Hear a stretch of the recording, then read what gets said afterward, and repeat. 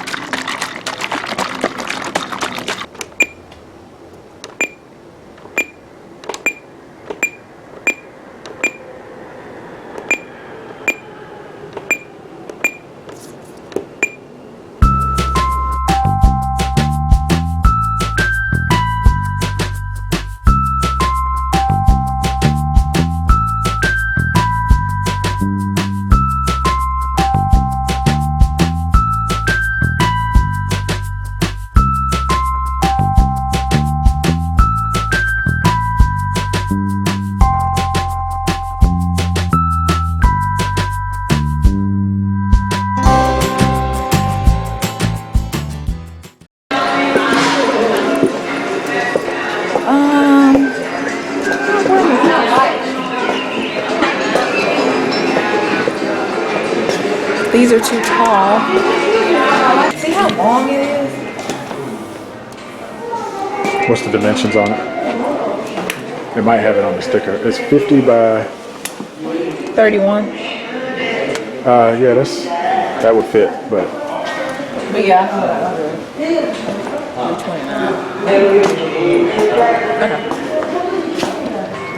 Okay. Eric, do you think we should talk about our love-hate relationship with Ikea?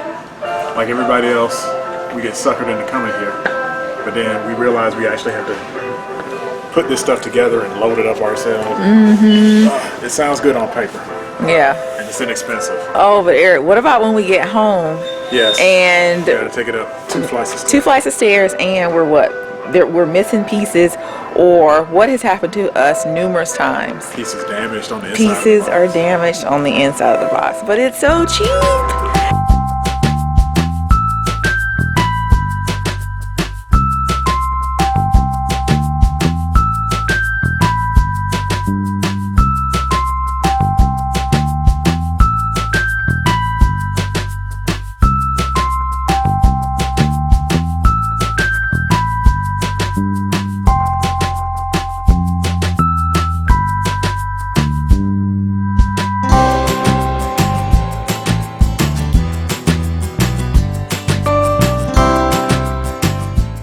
Alright guys, so we are back from Ikea and we were able to find 2 pieces that I think are going to fit really well in my little chick cave.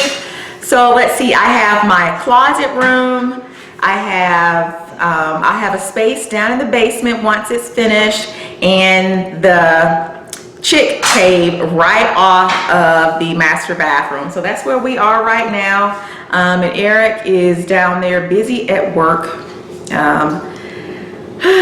Putting yet another piece of Ikea furniture together. Babe, how do you feel? Horrible, because I said I was never doing this again, and I've done it more. You said what? I said I was never doing Ikea furniture again when we moved. Why not? I'm tired of putting furniture together. I'm too old for this. You're too old for it. This is a young man's game. But you are a young man, babe. This is taking years off my life though, so. Babe, but it doesn't even seem like it's that many pieces. It never seems like that many pieces.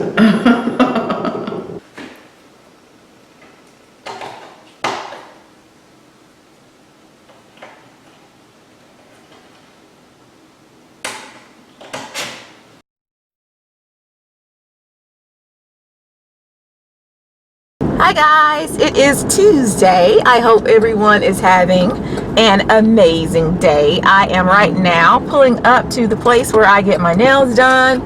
Eric has insisted that I go and get them done. He says the tips are showing, that means your time is up. I like having my nails done, but I don't like going in and you know, sitting there. You know, it takes a while to get these acrylics and stuff done, and then I have gel, so they have to file that off. So I'd rather just do them at home myself. But ladies, you know that when you do the nails at home yourself, you know, the polish doesn't stay on as long, so we are at the mercy of these nail salons, and they do a really do a good job. And once I get in here, you know, I really do enjoy it, but I just feel like I could be at home doing something else. Yesterday, Eric did go ahead and finish up the Ikea furniture that we purchased yesterday. It looks really good.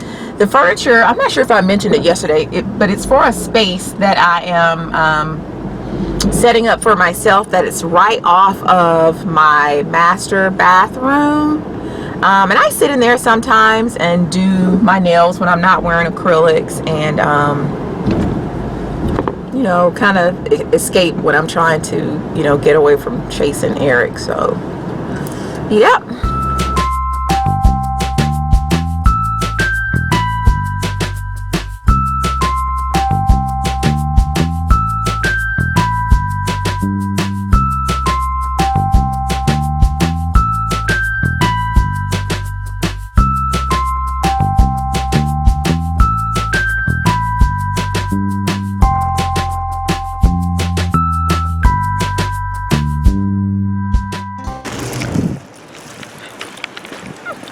You guys can see me because it's really bright out here today. But I go in that particular nail salon. I've been in there many times before, but it just amazes me that without fail, whenever I go in there and it's the middle of the day, they're always like, are you on your lunch break? And I'm like, well, no, I'm not on my lunch break. They're like, well, did you get the day off today? And I'm like, no, I don't work outside the home.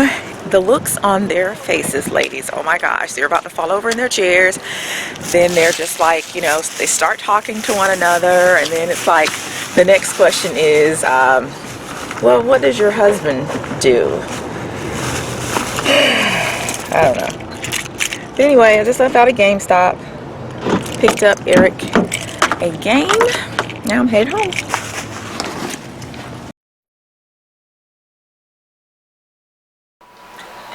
Alright guys, it's about 4:47, almost 5 o'clock, so it's time for me to get started on dinner. Today we're going to have these party size wings, and I added some of this McCormick's rotisserie chicken seasoning on them, so I'm going to bake those in the oven. Along with that, we're going to have mashed potatoes.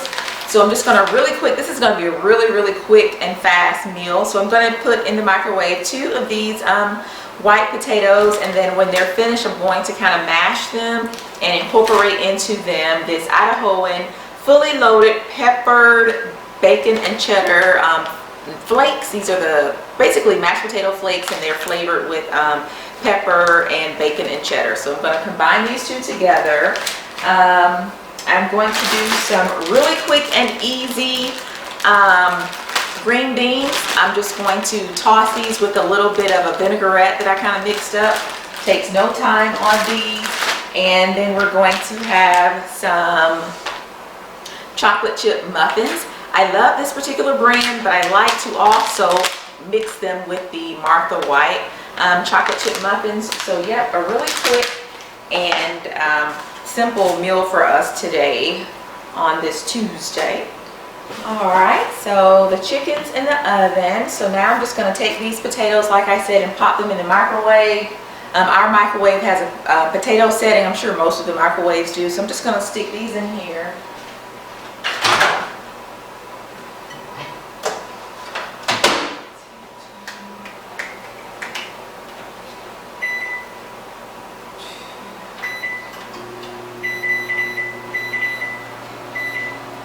Alright. Alright, so for the green beans, they say they're already washed, but I'll just give them a quick rinse. And this is a look at the little dressing that I'm going to toss them with. This is just, you know, those Italian seasoning packets that you can get out the grocery store. Well, I mixed that with a little bit of Italian seasoning and some olive oil. So I'm just going to toss the green beans with this and go ahead and start on the chocolate muffins, and I'll come back and show you guys once everything is all plated up.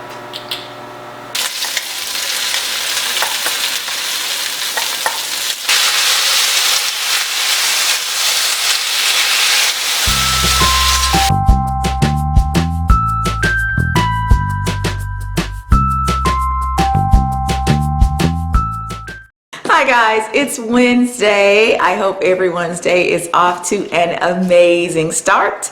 It's a little bit after 9 o'clock here in Atlanta. I, however, have been up since about 6:15. I did a fasted cardio workout with a little bit of interval training.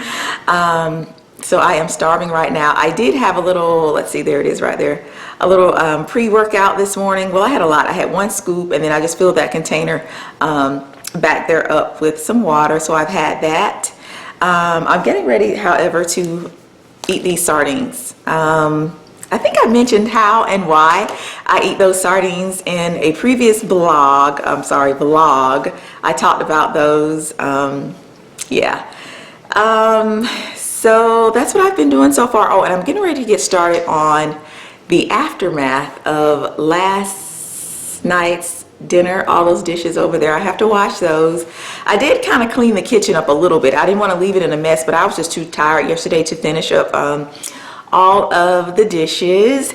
And we are gonna head out, I think after lunch, about 2 o'clock or so, and do another workout. We have really been having some pleasant weather here in Atlanta this winter, so we're going to take advantage of that and head out for another workout. Eric and Chase are already upstairs busy on his schoolwork, so I will go up in a little bit and give you guys a little footage of what he's doing for his lesson today. I think they're working on math, so yeah, but let me eat my yummy sardines and get started on these dishes.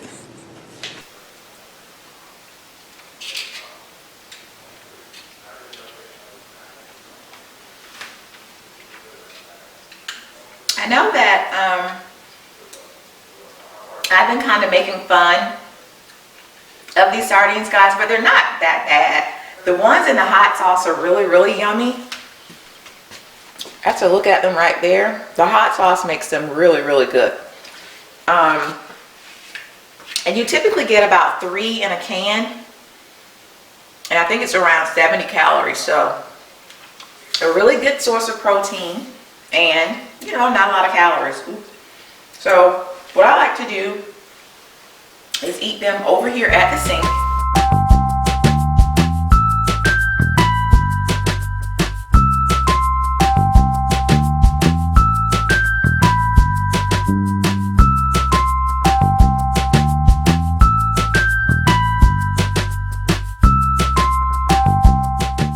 For example, if I have, let's say my variable is P, right? I could also have P times P, which is the same as P squared. Does it make sense? Yes. Okay. I could say 2P plus 3 is equal to 11, right? Can you solve that equation? Babe, so what are you guys working on this morning for schoolwork? Scientific notation and simplifying algebraic expressions. Yummy. So where in everyday life, or in Chase's everyday life, or maybe in his profession, would he use scientific notations and algebraic expressions? So scientific notation for 99% of people is something you just gotta know and probably would never use in your job. Why do you have to know it? because they're going to ask about it in school. Okay. Any standardized tests, you go to college, biology, physics, all the classes you're going to have scientific notation. Anytime you deal with numbers that are very, very, very large or very, very, very small, which would be your science. So do you have to use that in your profession as an engineer? Do you? Most engineers typically don't. I mean, you might have a few specialized fields in engineering that deal with very large or very small quantities or units, but for the most part, I haven't seen a lot of it in engineering. So, for example, the question Chase is working on is asking about the radius of an argon atom. Most of your engineers aren't going to be down at the atomic level. So, okay. Yeah, this is just one of those things you got to know for your standardized tests in college and stuff. So, quick refrigerator and kitchen tour. We will start with the kitchen, get that out of the way. It's almost 12 o'clock, and these guys, Eric and Chase, like to eat at 12 o'clock for lunch. That's right. You got 30 minutes. All right, so guys, this is the kitchen. I love the layout of this kitchen. The island, as you can see, is huge. That's one of my favorite places. I also love the color of our cabinetry that you see here. In our last two homes, the color of the cabinetry, they were darker wood, real heavy, thick browns. I love that this really light antique off-white really brightens up the kitchen, and it just makes it such a cheery space when we have gatherings for, you know, holidays or just parties and things like that. Everyone comments about how bright this kitchen is. So really love the light cabinetry. So let's start over here with the tour. All right, guys, so over here we like to call this area drop zone number 2, the first one being the mud room. Here is where we drop off, well, the keys go in the mud room, so here we drop off maybe papers or some of the mail, thank you, Eric, and that stuff all gets put away. So the way you see it, this is really how it is, you know, on a daily, everyday basis. But as you can see, ladies, or you will continue to see as you move around in the kitchen with me, we do not do a whole lot of over decorating. We really love the finishes that we work with the contractor and designer to kind of put in here. So we like to let those things show for themselves. So again, no over decorating. We have a real minimalistic way of, you know, putting decor in our house. So over here, I have these 2 artichokes, and I found these guys at Home Goods. Really love the color of them. They work well with the color of the cabinetry. This piece right here, I think this is a pine cone. It's either a pine cone. That's a top to a fence, looks like. Or a pineapple. Yeah. A top to a fence. That you said you got it from Home Depot in the garden section, right? Yeah, I did. Right, yeah. so it looks like a fence post. Okay, so Eric thinks this looks like a fence post. I don't agree with that. I think it looks like a pineapple or a pine cone. But anyway, pick this up from the garden center out of Home Depot, and I just painted it. Notice all of the cabinetry that we have. We have tall cabinets here, we have tall cabinets down here. This kitchen has so much space, ladies. Let me know if you guys would like to see a dedicated tour on what's inside these cabinets, how I organize and store the things in the cabinet. A lot of these cabinets you will find too, if I actually do that particular video, are really kind of empty. This is our pantry. I have already done a pantry tour. If you have not seen that video, please, please, please go check that out. You will really, really love what we did with the pantry. More cabinets here. I love when you get to the oven and the microwave. I love that they are together and kind of stacked. So I love that feature. Here is my absolute favorite feature in this kitchen. It is this island. This island also remains a point of contention for myself and for Eric. I love its size, but it is so big that I feel like I need to put something on it. So ladies, what do you think? I put things on it and I take it away. I put things on it and I take it away. I have an area in the house that Eric likes to call the place where what, babe? Knickknacks go to die. Where he calls or accessories. Yeah, he calls them knickknacks. You know, we call them accessories, but. So I buy things and, you know, I don't take them back because I may pull them back out again, but I put them here and I stash them off again. I don't know what to do. So what do you guys think? Does the island need something? I love that it can kind of stand on its own. It's like I was saying before, we work with the builder and designer to get the finishes in the home, and I don't really want to hide them you know, with extra fluff that we don't need. But do you see just the striations of the stone in this granite? It is just gorgeous. This is, you could actually, this could be a twin bed or maybe a full bed. The thing is just huge. So I love that, but give me your thoughts on it. Should I put something up there or just leave it alone? All right, so more cabinets back here. This kitchen is really set up as a party kitchen, a kitchen if you have a large family and you just really have, you know, people in your kitchen all the time. This is the kitchen. There's so many areas in here where you can just drop food and just prepare food. So I love it for that reason. Again, more cabinetry down there. I love the stainless sink. Over here, this guy should look familiar to you. This is my coffee station. Again, I've already done a video on that. The link is in the description box. Here, let's take a look at my bar stools. These are also one of my favorite loves here in this kitchen. I purchased these bar stools from Overstock.com. Aren't they just amazing? I love them. I purchased these bar stools, ladies, before we had even closed on the house. I knew that these would have to make some kind of place in this kitchen. I just absolutely love them. I love the studded details on them. I love the stitching here on the side. And they are so comfy, and they're just the perfect height. I don't know how I did it, but these were the perfect height for the island. Just gorgeous. So people love these when they come over, and everybody always asks, where did you get those? Overstock.com.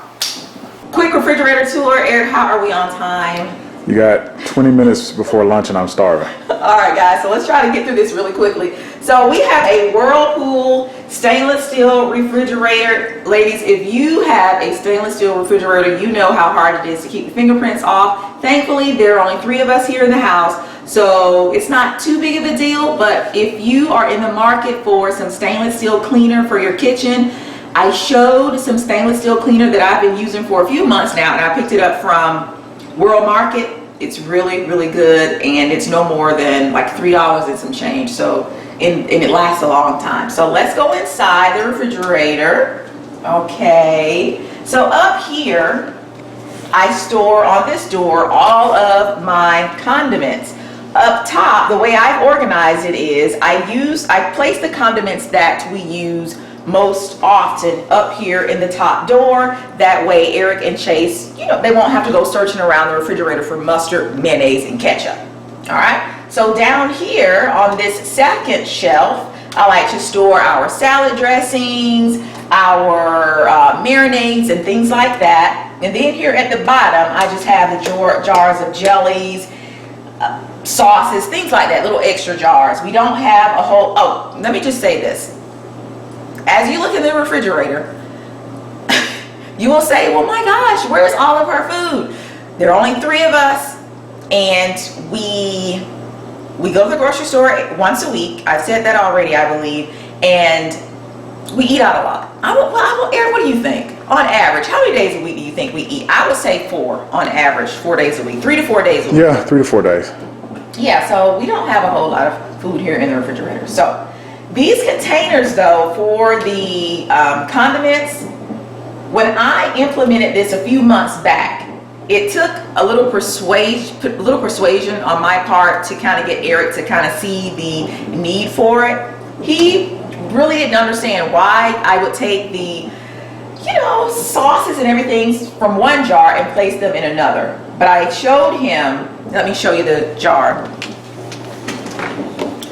I kind of took the jars and placed them inside of the refrigerator and kind of gave him like a side-by-side comparison to see how these actually take up more space in the refrigerator. So he saw that, you know, he's a visual learner sometimes, so I have to prove to him that these items did work best. So that's what we store there. So on this side, ladies, up top, I store my sesame oil. We use this a lot. It can be expensive, but it is so worth it. It really adds that really Asian, robust flavor to your Asian dishes. All right, so down here, my Ready Whip has a door or a spot in the refrigerator for itself. I have to have that for my coffee. Down here, Eric's beloved sodas, V8s, and we store our yogurts and some puddings and things down there also.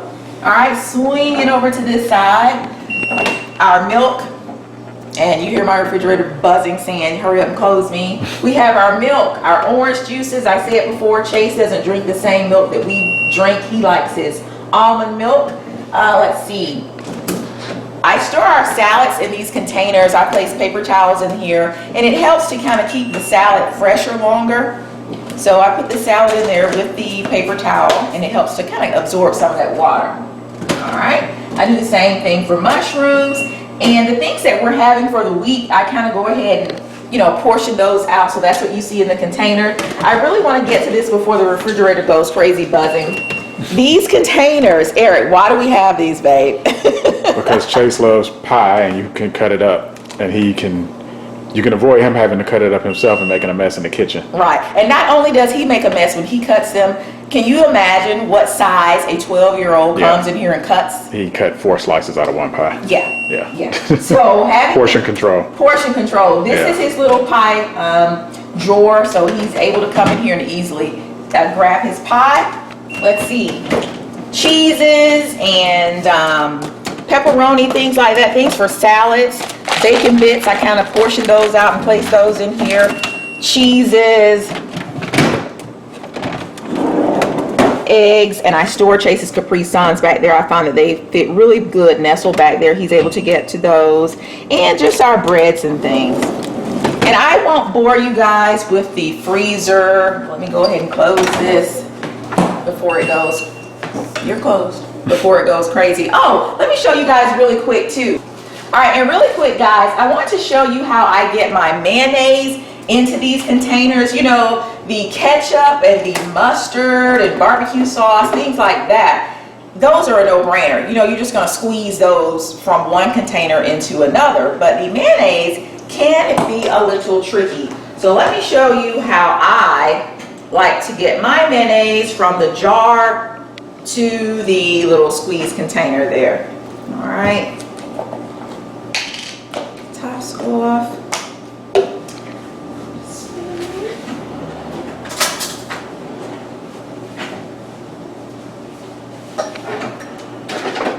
All right. And this is just some mayonnaise that was left over from a previous jar, but Eric went to the grocery store a few days ago and got some fresh mayo. So what I do is I scoop out the mayonnaise from the jar, place it inside the Ziploc bag, close it up,